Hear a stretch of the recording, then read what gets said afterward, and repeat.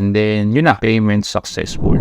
Hi guys! Welcome back sa aming YouTube channel, and for today's video, tuturo naman namin sa inyo kung paano magbayad ng Meralco bill gamit ang Maya. So, simulan natin. Para sa first step guys, open nyo muna yung inyong Maya app. And then guys, kailangan nyo lang mag-login. Kung wala pa kayong Maya account, meron kaming ginawang tutorial para dito. Ilalagay na lang namin yung link sa description ng video na ito and sa comment section. So kapag na-open nyo na guys yung inyong Maya app, tap nyo lang guys itong bills. And then dito guys, hahanapin nyo yung electric utility. So ito siya guys. And then dito guys, makikita nyo na yung iba't ibang electric cooperatives and companies na available sa Maya. So gagawin nyo lang guys, hanapin nyo lang yung Meralco. So scroll down nyo lang guys. And dito guys, yung mga electric companies and cooperative is naka-alphabetical yung pagkakasunod-sunod nila. So scroll down lang natin hanggang sa makita natin yung Meralco. And ito na guys, kapag nakita nyo na yung Meralco, tap nyo lang ito guys.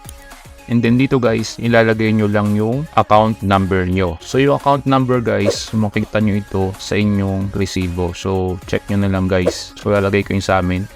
And then dito guys, ilalagay nyo naman yung amount ng babayaran nyo. And kapag okay na guys, tap nyo na yung continue.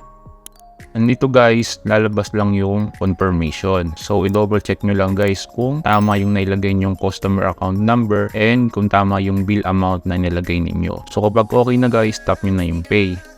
And then dito guys, pipili lang kayo kung saan kukunin yung pambayad. Kung sa inyong Maya wallet or kung meron kayong Maya easy credit. So sa akin guys, pipiliin ko lang yung My wallet. And kapag okay na guys, tap nyo lang yung continue.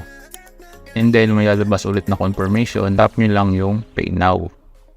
Hintayin nyo lang guys. And then yun na, payment successful. Ganun lang kasimple guys, magbayad ng Meralco bill gamit ang Maya. So dito guys, meron dalawang option, view receipt and continue. So kung gusto nyo i-check yung receipt, tap nyo yung view receipt. And dito guys, makikita nyo yung bill reference number and yung ibang mga information. Yun lang guys for today's video. Sana matutunan kayo sa tutorial na ito. At kung nagustuhan nyo yung video na ito, huwag nyo kalimutang i-like, comment, and subscribe para updated kayo sa mga bago naming ilalabas ng mga video. Salamat guys sa panonood. Ingat kayo.